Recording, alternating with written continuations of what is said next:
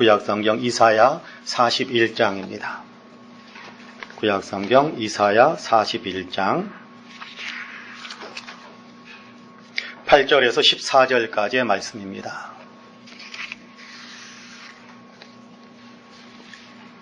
구약성경 이사야 41장, 제가 가진 성경은 1016쪽입니다. 구약성경 1016쪽 이사야 41장 8절에서 14절까지의 말씀입니다. 제가 봉독하겠습니다. 그러나 나의 종 너 이스라엘아, 내가 택한 야곱아, 나의 벗 아브라함의 자손아, 내가 땅끝에서부터 너를 붙들며 땅 모퉁이에서부터 너를 부르고 내게 이르기를 너는 나의 종이라. 내가 너를 택하고 싫어하여 버리지 아니하였다 하였노라. 두려워하지 말라. 내가 너와 함께함이라. 놀라지 말라. 나는 네 하나님이 됨이라. 내가 너를 굳세게 하리라. 참으로 너를 도와주리라. 참으로 나의 의로운 오른손으로 너를 붙들리라. 보라, 내게 노하던 자들이 수치와 욕을 당할 것이요 너와 다투는 자들이 아무것도 아닌 것 같이 될 것이며 멸망할 것이라. 내가 찾아도 너와 싸우던 자들을 만나지 못할 것이요 너를 치는 자들은 아무것도 아닌 것 같고 허무한 것 같이 되리니 이는 나 여호와 너의 하나님이 내 오른손을 붙들고 내게 이르기를 두려워하지 말라. 내가 너를 도우리라 할 것임이니라. 버러지 같은 너 야곱아, 너희 이스라엘 사람들아, 두려워하지 말라. 나 여호와가 말하노니 내가 너를 도울 것이라. 내 구속자는 이스라엘의 거룩한 이인이라. 아멘. 이 말씀에 큰 은혜가 있기를 원합니다. 함께 기도하시겠습니다. 은혜와 사랑이 풍성하신 하나님, 오늘도 놀라운 은혜로 저희들을 주의 전으로 이끄시고 주님께 예배하는 자리에 서게 하시니 참으로 감사합니다. 특별히 예배의 자리에 참석하면서 하나님께서 우리에게 베푸신 은혜와 놀라운 축복들을 기억하며 감사하는 마음으로 귀한 예물을 주님 앞에 봉헌할 수 있게 하시니 감사합니다. 이 시간 우리가 드리는 예물을 주님께서 향기롭게 흠양하여 주옵소서. 11조와 감사의 예물, 일천번제와 주일 예물, 선교헌금, 장학헌금, 구제헌금, 건축헌금으로 강단의 꽃을 위한 예물, 또 이런저런 마음의 소원과 서원을 함께 올려드리면서 드리는 귀한 예물들이 있습니다. 향기롭게 흠양하여 주옵시고 하나님께서 친히 권능으로 붙드시고 사용하셔서 오병이어처럼 수많은 사람들을 먹이고 살리며 하나님 나라를 확장시키고 교회를 부흥시키는 위대한 열매를 맺으며 쓰임받게 하여 주옵소서. 예물을 드리는 사랑하는 성도들의 그 마음을 받아주시고 그 인생을 주님께서 책임져 주시고 아름다운 곳으로 이끌어 주시기를 간절히 소망합니다. 하나님, 영혼의 만족함과 성령의 평안이 넘치게 하여 주옵시고 하나님, 육신적인 삶의 강건함과 생활하는 모든 삶 속에서 형통하는 일들을 누리며 자녀들에게서도 놀라운 축복의 결실들을 풍성하게 누리는 복된 가정들이, 복된 성도님들이 다 되게 하여 주옵소서. 감사를 드리며 예수님의 이름으로 기도하옵나이다. 아멘. 할렐루야. 코로나로 인해서 많은 어려움을 겪고 있는 시대입니다. 그럼에도 불구하고 또 이렇게 주의 전에 나오셔서 예배드리는 귀한 마음, 또 귀한 신앙을 하나님께 올려드리고 있는데 그 마음 또 그 신앙을 기쁘게 하나님께서 받으시고 영광을 받으실 줄로 분명히 믿습니다. 엊그제 노예 정치인사위원회에 참석을 했었습니다. 모임을 위해서 선배 목사님 한 분이 기도를 드리는데 이런 기도를 하시더군요. 코로나 사태로 인해서 사람들이 두려움에 빠지고 모든 일상은 정지된 것 같습니다. 지금 사람을 만날 수도 없고 하고 싶은 일이 있어도 할 수 없는 현실에 서고 보니까 사람을 가까이 하고 만날 수 있었다는 것이 얼마나 큰 은혜고 행복이었는지 깨닫는다고 기도하면서, 그런데 그 귀한 은혜와 기쁨을 그동안 우리가 잘못 사용하고 왜곡되게 사용했다면서 용서해달라고 기도하는 겁니다. 같이 기도하면서 저도 생각을 했습니다. 만나면 서로 사랑하며 서로 힘을 얻는 관계가 되라고 하나님께서 우리 곁에 다른 사람들을 두시고 관계를 맺게 하셨는데, 사실 많은 관계에서 우리는 하나님의 뜻을 세우지 못했던 때가 많이 있지 않았나 하는 생각을 해봅니다. 사람들이 서로 만나면 웬일인지 의기투합해서 그 자리에 없는 사람을 험담하기도 했습니다. 그 말이 그 사람에게 들어가 가슴에 큰 상처를 입히는 때도 아마 있었을 것입니다. 그런가 하면 만나는 사람들이 그 자리에서 대놓고 서로를 향해서 비난하고 헐뜯고 싸우는 일을 행하기도 했지 않았나 하는 생각을 하면서 내 자신을 돌아보게 되었습니다. 만남은 하나님의 선물이니까 이제부터라도 만남을 더 소중하게 여기고 더 아름답게 가꾸어 가도록 도와주십시오 하는 기도를 마음속으로 같이 드렸습니다. 그러면서 한 가지를 더 생각하게 되었습니다. 하나님은 참으로 합력하여 선을 이루시는 분이 맞구나 하는 생각을 했습니다. 지금 이 상황이 비록 어렵고 힘든 것이 사실이지만 그럼에도 불구하고 이 상황을 통해 그동안 전혀 생각하지 않았던 것들에 대해 생각할 수 있는 기회, 예를 든다면 방금 말씀드린 것처럼 만남과 또 관계의 소중함을 생각할 수 있는 그런 기회를 갖게 하시는구나 하면서 감사를 드렸습니다. 때로 인생에게 고난을 허락하시는 데는 이런 목적이 있는 것이 아닐까 하는 생각을 같이 했습니다. 괴롭고 또 두렵게 만들기 위해서가 아니라 정말 소중한 것이 무엇인지를 깨닫게 하시려고 우리에게 잠시 어려움도 허락하시는 것이겠구나 하는 그런 하나님의 마음을 배우게 됐습니다. 오늘 우리는 이사야서를 함께 읽었는데요. 이사야서 구성 자체에서도 이런 메시지를 확인할 수 있을 것 같습니다. 백성들이 잘못할 때는 하나님께서 야단을 치시지요. 그래도 계속해서 잘못된 길을 걸어가면 채찍을 드시기도 합니다. 바벨론이라는 채찍을 드셔서 자기 백성들을 크게 혼내셨어요. 혼이 난 백성들이 바벨론 포로 생활을 하면서 가만히 자기 자신들을 돌아보게 됩니다. 하나님께 잘못한 것이 너무 많았음을 깨닫고 회개하며 믿음의 바른 길을 또 믿음의 바른 삶을 살아가기 위한 회복의 길을 걷기 시작하지요. 그러니까 하나님께서 그들을 위로해 주시고 그들을 해방시켜 주겠다라고 선포하시고 용기와 희망을 갖게 하십니다. 실제로 그들을 바벨론 땅에서 고국 이스라엘 예루살렘으로 돌아올 수 있도록 만들어주기도 하셨지요. 오늘 우리가 읽은 이사야 41장은 바벨론 땅에서 유배 생활을 하고 있는 백성들에게 하나님께서 들려주시는 위로와 소망의 메시지입니다.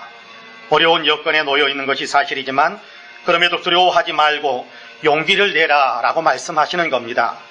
지금 그들을 짓누르고 있는 이방인들이 크고 강한 사람들인 것은 사실이지만 또 그들이 지금 그들이 겪고 있는 문제들이 힘들고 어렵게 보이는 것이 사실이지만 그럼에도 불구하고 하나님의 백성들은 두려움이 아니라 낙심이 아니라 용기와 희망을 가져야 한다라고 말씀하세요. 악조건 속에 있을지라도 두려움이 아니라 용기와 희망을 가져야 하고 또 반드시 그렇게 해야 할 이유는 바로 하나님이 계시기 때문이다라는 사실을 선포하시는 겁니다. 하나님이 계시니까, 하나님이 우리 하나님이시니까, 우리가 하나님의 백성이니까 두려워하지 말고 용기와 희망을 품으라 라고 말씀하시는 겁니다. 이제 본문을 좀 더 주의 깊게 살펴보려고 하는데요. 바라기는 말씀을 나누는 우리 모두에게 하나님의 은혜가 풍성하셔서 하나님의 백성인 저와 여러분 우리 모두가 오늘의 어려운 상황 속에서도 도리어 용기와 희망을 품게 되는 믿음의 역사가 일어나게 되기를 주님의 이름으로 간절히 축복합니다. 아멘. 오늘 악조건 속에 살고 있는 우리에게 그럼에도 불구하고 너희는 용기를 내고 희망을 품으라 라고 말씀하시는 하나님, 그 하나님은 어떤 하나님이실까요? 첫째로 하나님은 우리를 결코 버리지 않는 분이십니다. 하나님은 내가 너를 결코 버리지 않는다라고 말씀하세요. 우리를 당신의 백성으로 선택하신 하나님은 단 한 번도 우리를 싫어하지도 않으셨고 버리신 적도 없으시고 또한 앞으로도 영원토록 절대로 버리지 않으실 것이다 라고 말씀하십니다. 그러므로 유축되지 말고 당당하게 살라라고 말씀하시는 거예요. 그럼 본문 8절과 9절 말씀을 같이 한번 읽어볼까요? 8절과 9절 같이 읽습니다. 시작. 그러나 나의 종 너 이스라엘아, 내가 택한 야곱아, 나의 벗 아브라함의 자손아, 내가 땅끝에서부터 너를 붙들며 땅 모퉁이에서부터 너를 부르고 내게 이르기를 너는 나의 종이라, 내가 너를 택하고 싫어하여 버리지 아니하였다 하였노라. 할렐루야. 이스라엘, 야곱, 아브라함 자손이다라는 말들은 모두 다 동일한 대상, 이스라엘 백성들을 지칭하는 단어입니다. 하나님께서 선택하신 하나님의 사람들이지요. 구약 성경에서는 이스라엘을, 신약 성경에서는 예수 믿는 사람들을 의미합니다. 이들은 하나님께서 하나님의 것으로 선택한 하나님의 사람들이지요. 이렇게 선택한 당신의 백성들을 하나님은 절대로 영원토록 결코 버리지 않으신다라고 말씀하십니다. 끝까지 하나님의 백성으로 붙드신다라는 거지요. 여기 9절에 너를 붙들고 라는 말씀에서 붙든다라는 단어는 히브리어로 하작 그렇게 되어 있습니다. 이 단어는 꼭 붙든다라는 그런 의미가 있습니다. 한 걸음 더 나아가 동사의 형태가 히빌형 완료태로 되어 있거든요. 히브리어로 히빌형이라는 얘기는 사역형 단어입니다. 더 강력한 의미를 나타낼 때 사용하는 그런 단어다라고 생각하면 되겠어요. 그리고 완료태라는 것은 지금의 상태가 계속해서 유지된다라는 그런 의미를 나타내고 있습니다. 그러니까 하나님께서 선택하셔서 강하게 붙잡으셨는데 그 붙잡으신 것을 결코 풀어놓지 않고 계속해서 붙잡고 계신다라는 의미를 강하게 표현하는 그런 의미가 담겨져 있습니다. 결코 싫어하지도 않으시고 절대로 버리지도 않으신다라는 겁니다. 우리가 믿음 생활을 잘하면 하나님께서 안아주시고 믿음 생활을 잘못하면 너 싫어 저리 가 하면서 내버리시는 것이 아니라는 거예요. 믿음 생활을 잘못해도 여전히 변함없이 그럼에도 너는 내 자식이다 라면서 계속 품어주시는 분이세요. 그러므로 이제는 마음에 좀 여유를 가지고 안심하셔도 될 것 같습니다. 지금의 내 상태, 내 형편에 따라 또 내가 버림받기도 하고 내가 미움받기도 하는 것이 아니다. 내가 버림받은 상태구나, 내가 미움받은 상태구나 그렇게 생각할 필요가 없다는 겁니다. 하나님은 내 상태, 내 형편에 따라서 이렇게 저렇게 나를 대우하고 있는 것이 아니라 계속해서 사랑하신다. 불변하시는 그 사랑을 베풀고 계신다라는 사실을 우리에게 말씀하고 있는 거거든요. 이 사실을 믿으시기를 바랍니다. 지금의 내 처지가 이러니까 버림받은 것이 분명해. 하나님이 나를 미워하시는 것이 틀림없어 하는 생각도 하실 필요가 없습니다. 지금의 형편 이대로 나는 하나님의 사랑을 받고 있습니다. 비록 내가 원하는 모습이 아니더라도 비록 고생하는 여건에 놓여 있을지라도 그럼에도 분명한 것은 하나님은 지금도 나를 여전히 사랑하고 계신다라는 사실입니다. 다만 내가 혼자 스스로 이렇게 저렇게 생각하면서 하나님이 나를 미워하신다, 하나님이 나를 버리셨다 한다라는 그런 생각을 하는 것이지 하나님은 결코 싫어하지도 않으시고 미워하지도 않으시고 버리지도 않으신다라고 분명하게 선포하고 있습니다. 이사야 49장 14절과 15절에서는 이렇게 말씀하기도 하시지요. 오직 시온이 이르기를 여호와께서 나를 버리시며 주께서 나를 잊으셨다 하였거니와 여인이 어찌 그 젖먹는 자식을 잊겠으며 자기 태에서 난 아들을 긍휼히 여기지 않겠느냐. 그들은 혹시 잊을지라도 나는 너를 잊지 아니할 것이라 라고 말씀하십니다. 유배생활 때문에 이스라엘이 하나님이 나를 버리셨는가 하고 생각했었는데 그런데 하나님께서는 결코 너희를 버린 적이 없고 잊은 적이 없고 너희를 여전히 품고 사랑하고 있다라고 말씀하시는 것입니다. 젖먹이는 엄마가 아이를 결코 잊을 수 없을 텐데 설령 그런 일이 일어난다고 할지라도 설령 그런 일이 일어날지는 모르지만 그러나 하나님은 결코 우리를 잊지도 미워하지도 버리지도 않으신다라고 분명하게 말씀하십니다. 하나님의 이 말씀을 믿으시기 바랍니다. 하나님은 이처럼 결코 우리를 버리지 않으시는 분이심을 믿으시기를 바랍니다. 그러므로 이제는 불안해하지 마시기 바랍니다. 어떤 상황에서도 하나님은 나를 사랑하시는 분이심을 믿음으로 두려워하지도 마시기를 바랍니다. 창조주시오 전능자시오 오늘도 역사를 주관하시며 생사화복을 주관하시는 하나님이 우리를 선택하셨고 여전히 우리를 사랑하고 계십니다. 그렇다면 이제 우리는 두려움을 버리고 도리어 용기를 내고 이제는 희망을 품으셔도 됩니다. 하나님을 믿는 우리가 이렇게 용기를 내고 희망을 품게 되기를 원하고 계십니다. 두려워 말라. 내가 너를 버리지 않고 내가 너와 함께 하고 있다. 그러므로 기운을 내라 라고 말씀하고 있습니다. 사랑하는 성도 여러분, 지금 어떤 상황에 있든지 간에 하나님을 믿는 믿음으로 이제 삶에서 용기를 내고 희망을 품는 저와 여러분 우리 모두가 다 되시기를 주님의 이름으로 간절히 축복합니다. 아멘. 둘째로 하나님은 우리의 오른손을 붙들어 주시는 분이십니다. 하나님께서 저와 여러분 우리들의 오른손을 붙들어 주신다라고 말씀하세요. 하나님께서 우리의 오른손을 붙들어 주신다면 지금부터는 용기를 내고 힘을 낼 수 있지 않겠습니까? 여러분 본문 13절 말씀을 같이 한번 읽어보겠습니다. 13절 말씀 같이 읽습니다. 시작. 이는 나 여호와 너의 하나님이 내 오른손을 붙들고 내게 이르기를 두려워하지 말라 내가 너를 도우리라 할 것임이니라. 할렐루야. 하나님께서 친히 내가 내 오른손을 붙든다. 그러므로 이제 두려워하지 말아라. 내가 너를 돕는다 라고 말씀하신다라는 겁니다. 성경에서는 종종 오른손이라는 표현이 등장하곤 하지요. 성경에서 오른손이라는 표현을 사용할 때는 그 손의 임자의 권능 또 그 손의 임자의 힘을 의미하기도 합니다. 본문 10절에서는 하나님께서 나의 의로운 오른손이다라고 말씀하시는데 여기에서 말하는 하나님의 의로운 오른손, 하나님의 오른손은 하나님의 권능, 하나님의 힘을 의미한다고 보시면 됩니다. 마찬가지입니다. 13절에서 하나님이 우리에게 너의 오른손이라고 말씀하시는데 이것은 곧 우리의 권능, 우리의 힘을 의미한다고 보시면 되겠습니다. 근데 우리에게는 권능이라는 것이 없잖아요. 우리의 힘이라는 것은 아주 미미하지 않습니까? 문제에 부딪히면 상황이 어렵게 될 때면 우리의 권능은 없는 거나 다름없는 그런 상태가 될 때가 얼마나 많은지 모릅니다. 하나님의 권능은 한없이 크신데 하나님은 전능하셔서 못하실 것이 없으신데 우리의 힘과 능력이라는 것은 그렇지 못합니다. 우리의 힘과 능력이란 정말 초라해서 아무것도 해낼 수 없을 때가 너무 많다라는 것입니다. 문제를 풀어갈 지혜도 없고 원수를 물리칠 힘도 없습니다. 그런데 하나님께서 우리의 오른손을 붙잡아 주신답니다. 우리의 오른손을 붙잡아 주신다는 것은 하나님의 권능을 우리에게 부어주신다는 그런 의미의 말씀입니다. 하나님께도 우리의 힘의 능력이 된다. 하나님께도 우리의 힘의 동력이 되어주신다는 것입니다. 그렇다면 우리가 못한다고 위축되고 주눅들 이유가 무엇이 있겠습니까? 하나님의 능력을 힘입는다면 우리가 못할 것이 무엇이겠습니까? 이 믿음 안에서 사도 바울은 우리가 너무나도 잘 아는 고백을 하지요. 내게 능력 주시는 자 안에서 나는 모든 것을 할 수 있습니다 라고 고백하지 않습니까? 뿐만이 아닙니다. 고린도후서 6장 8절에서 10절까지의 말씀에서 바울은 예수 믿는 우리는 이런 사람이다 라고 고백하는데요. 제가 한번 읽어보겠습니다. 우리는 속이는 자 같으나 참되고 무명한 자 같으나 유명한 자요 죽은 자 같으나 보라 우리가 살아있고 징계를 받는 자 같으나 죽임을 당하지 아니하고 근심하는 자 같으나 항상 기뻐하고 가난한 자 같으나 많은 사람을 부요하게 하고 아무것도 없는 자 같으나 모든 것을 가진 자로다. 할렐루야. 저는 이 부분이 개인적으로 참 좋습니다. 이 말씀에서 용기와 희망을 얻는 때가 참 많습니다.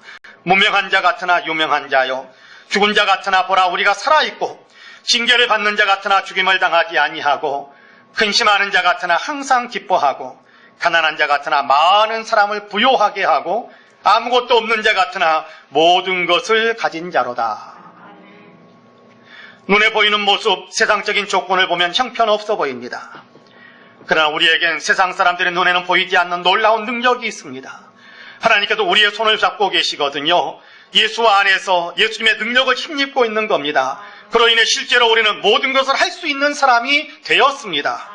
여러분 사도행전 3장의 놀라운 사건을 우리는 잘 알고 있지 않습니까? 베드로와 요한이 기도하러 성전에 올라가다가 성전 미문에 앉아서 구걸하고 있었던 한 사람을 만나지요.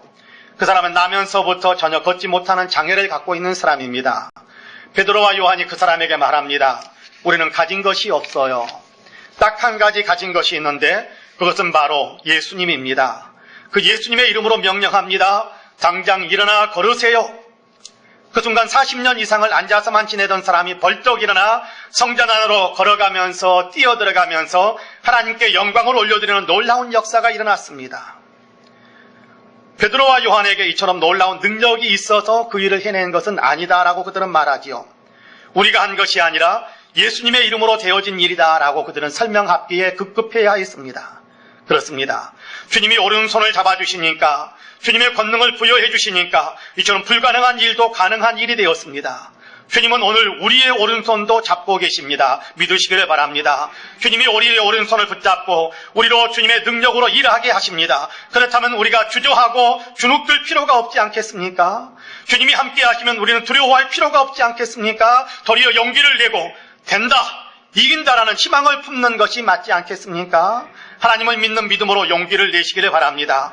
하나님의 능력으로 할 수 있다라는 희망을 품을 수 있게 되기를 바랍니다. 저와 여러분 우리 모두는 하나님께서 나의 오른손을 붙잡고 계신다라는 사실을 믿음으로 오늘 또 우리의 일상에서 용기를 내고 희망을 품고 살아가게 되시기를 주님의 이름으로 간절히 축복합니다. 아멘. 마지막으로 하나님은 버러지 같은 존재를 영광스럽게 만드시는 분이십니다. 버러지 같은 존재를 영광스러운 존재로 변화시켜 주신다라는 얘기입니다. 본문 14절 말씀을 같이 한번 읽어볼까요? 14절 같이 읽습니다. 시작. 버러지 같은 너 야곱아, 너희 이스라엘 사람들아, 두려워하지 말라. 나 여호와가 말하노니 내가 너를 도울 것이라. 내 구속자는 이스라엘의 거룩한 이인이라. 할렐루야. 버러지, 벌레를 이야기하지요. 가장 하찮은 존재로 표현하는 대상 아닙니까? 누구 하나 관심조차 갖지 않는 그런 존재입니다. 아무렇게나 대해버리는 그런 존재지요. 우리가 그와 같은 처지에 놓여 있을지라도 하나님은 우리를 외면하지 않으시고 찾아와서 도와주신다라고 말씀합니다. 너를 구속하겠다라는 그런 단어를 사용하기도 하지요. 그러면 어떻게 된다고 하느냐 하면 이어지는 15절과 16절을 보니까 버러지 같은 존재가 산을 정복하고 민족을 정복하고 제국을 정복하는 위대한 존재가 될 것이다 라고 말씀하고 있는 것을 보게 됩니다. 그렇습니다. 버러지 같을지라도 하나님은 얼마든지 위대한 사람으로 만들어 주실 수 있습니다. 그러므로 낙심하지 말고 두려워하지 마시기를 바랍니다.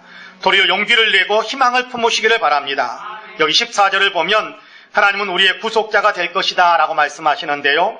이게 구속자라는 말은 히브리어로 고엘이라고 되어 있습니다. 고엘이라는 의미를 가장 잘 나타내는 성경의 한 부분이 있는데 바로 룻기입니다. 룻기에서는 고엘이라는 단어를 기업 물을 자 그렇게 번역하고 있어요. 시어머니 나오미와 홀로 된 며느리 룻이 베들레헴으로 돌아왔습니다. 두 사람은 완전히 망한 상태였기 때문에 그곳에서 빌어먹어야 할 처지였습니다. 율법은 이렇게 어려워진 사람의 가장 가까운 친척이 그 집안을 살려내 주어야 할 의무와 권리를 짊어져야 한다라고 가르쳐 주는데 이 의무와 권리를 행하는 것을 고엘이라고 표현합니다. 나오미의 가장 가까운 친척은 그렇게 하는 것이 자기 기업에, 자기 생업에 손해가 될 것 같으니까 나는 안 하겠다라고 물러다 버립니다. 책임을 안 져버리는 거지요. 그 다음으로 가까운 친척이 보아스인데 보아스는 자기에게 손해가 온다고 할지라도 자신이 그 집안을 살리고 가문을 일으키는 일을 감당하겠다라고 합니다. 그래서 기꺼이 이방 여인인 룻과 결혼을 하고 그 사이에서 태어난 아이를 나오미의 품에 안겨주는데 이 아이가 다윗 왕의 할아버지가 되는 오벳입니다. 보아스로 인해 나오미의 가문은 대를 잇게 되었고 경제적으로 온전히 회복될 수 있게 됩니다. 이렇게 손해를 무릅쓰면서도 다른 사람을 회복시키는 것을 고엘이라고 말합니다. 하나님은 우리의 구속자, 하나님은 우리의 구속자, 우리의 고엘이 되어주신다라고 말씀하십니다. 고엘은 예수님의 표상이지요. 그래서 보아스를 예수님의 예표라라고 그렇게 말하는 사람들도 있습니다. 예수님이 우리의 고엘입니다. 예수님은 스스로 손해를 보시면서도 아니 손해 정도가 아니라 생명을 내어주는 죽음을 당하시면서까지 우리를 살려주시고 영원한 생명을 누리게 하시며 하나님의 자녀여 천국 백성이 되게 만들어주셨습니다. 우리로 영적으로 풍요로운 사람, 영적인 생명을 갖고 영적으로 부유해지는 사람이 되게 만드셨습니다. 고린도후서 8장 9절을 보면 우리 주 예수 그리스도의 은혜를 너희가 알거니와 부요하신 이로써 너희를 위하여 가난하게 되심은 그의 가난함으로 말미암아 너희를 부요하게 하려 하심이다 라고 말씀하십니다. 예수님은 영원한 천국에서도 그리고 이 땅에서도 우리를 부요하게 하시는 고엘이세요. 주님이 우리의 고엘이 되신다면, 주님이 우리의 구속자가 되신다면 지금 내 형편이 아무리 비천한 상태에 있을지라도 낙심할 필요가 없습니다. 주님은 고엘, 구속자, 버러지 같은 존재라도 위대한 영웅으로 만들어주신 분이시니까 그분 안에서 우리는 용기를 가질 수 있고 그분 안에서 우리는 희망을 품을 수 있게 되는 겁니다. 1897년에 미국에서 흑인 아버지와 흑인 어머니 사이에서 태어난 마리아 앤더슨이라는 흑인 여자아이가 있었습니다. 흑인에 대한 차별이 엄청난 때입니다. 아니 차별 정도가 아니라 사람 대우조차 받지 못했던 그런 시대입니다. 마리아는 뛰어난 음악적 재능이 있었지만 단지 흑인이라는 이유만으로 단 한 번도 음악학교에 다닐 수가 없었습니다. 그가 음악을 공부할 수 있는 유일한 곳은 교회였습니다. 교회 성가대에 앉아서 하나님을 찬양하며 노래를 부르는 것이 유일한 음악 공부였습니다. 앤더슨이 28살 때 뉴욕 필하모니 오케스트라와 협연자 공개 모집이 있었는데 300여 명의 지원자 가운데 최후의 한 명으로 뽑히면서 그런 약간 유병세를 탔기 시작했습니다. 하지만 그녀의 인생의 행로가 탄탄대로가 된 것은 아닙니다. 여전히 인종차별과 처절하게 싸워야 하는 가시밭길의 연속이었습니다. 약간의 유명세를 타니까 차별과 모욕은 더 심해졌습니다. 공연 예약을 했음에도 흑인이라는 이유로 갑자기 취소 통보를 받아야 했고 호텔 투숙을 거부당하는 일도 수없이 많았습니다. 심지어는 흑인이라는 이유로 식당 출입을 금지당해서 식사도 하지 못한 채 공연을 해야 하기도 했습니다. 정말 버러지 취급을 당하는 신세였습니다. 하지만 그녀는 주님을 의지하며 꿋꿋하게 노래를 불렀습니다. 마침내 마리안 앤더슨은 세계적인 주의자 토스카니니로부터 100년에 한 번 나올까 할 수 있는 그런 인재다라는 극찬을 받기에 이릅니다.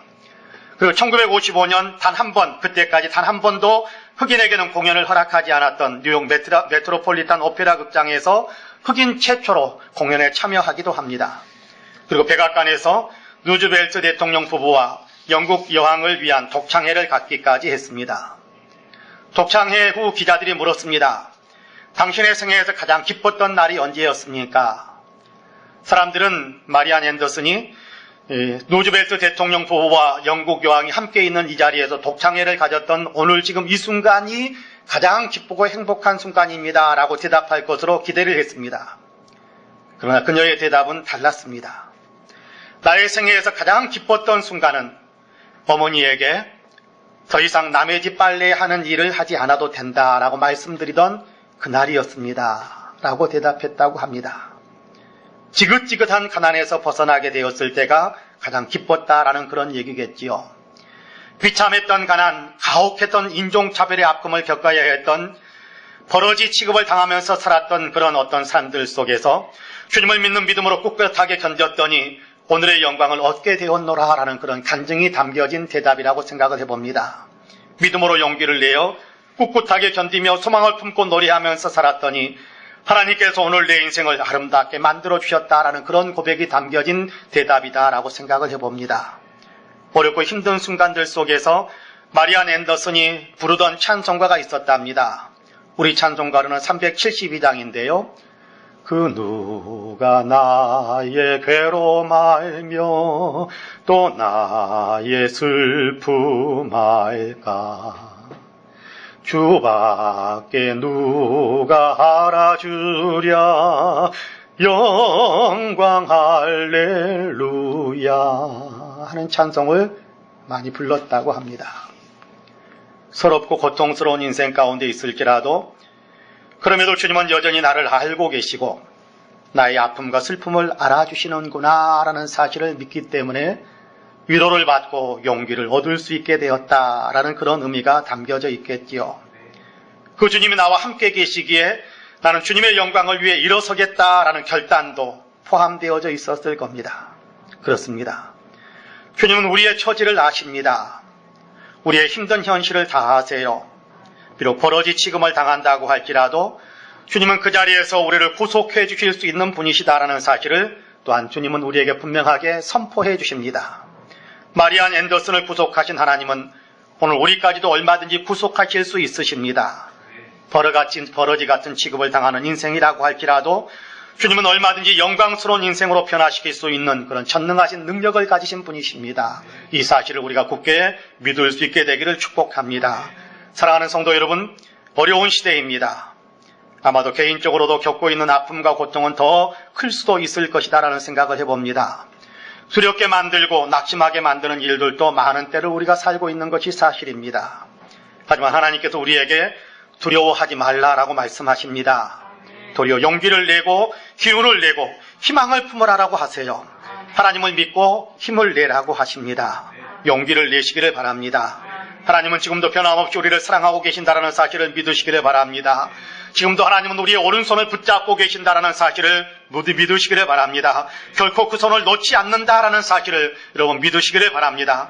하나님은 버러지 같은 인생일지라도 도우시고 그 인생을 구속하셔서 영광과 권능의 인생으로 이끌어주시는 하나님이십니다. 믿으시기를 바랍니다. 바라기는 저와 여러분 우리 모두가 하나님을 믿고 하나님의 말씀을 믿음으로 다시금 용기를 얻고 희망을 노래하면서 인생의 발걸음을 다시금 힘차게 내딛기를 주님의 이름으로 간절히 축복합니다. 아멘. 기도하시겠습니다. 은혜로우신 하나님, 우리가 처해 있는 현실이 너무 힘들고 어렵고 고통스럽고 두렵게 만드는 그런 상황임에 틀림없는 것을 고백하지 않을 수가 없습니다. 세계적인 어려움, 또 국가적인 어려움, 내 인생사의 어려움들이 겹쳐서 하나님 위축되고 낙심이 되고 포기하고 싶은 그런 마음들도 없잖아 있을 수 있다라고 생각을 해봅니다. 그것이 우리의 현재의 형편임을 주님 앞에 아뢰옵니다. 주여 이 시간 다시금 말씀으로 우리를 위로하시고 또 용기를 품을 수 있게 하시니 감사합니다. 주님께서 이스라엘 백성들에게 두려워하지 말라라고 하시는 말씀이 바로 오늘 우리에게 하시는 말씀, 용기를 내고 희망을 품으라라는 말씀으로 우리가 듣습니다. 주님, 이 용기와 희망을 우리가 항상 품을 수 있게 하시고 이 용기와 희망을 가지고 인생을 살아감으로 하나님께서 역사하시는 놀라운 역사, 반전시키시고 축복으로 만들어 가시는 위대한 역사를 우리가 보고 경험하며 간증할 수 있는 삶을 살아갈 수 있도록 도와주옵소서. 감사드리며 예수님의 이름으로 기도하옵나이다. 아멘.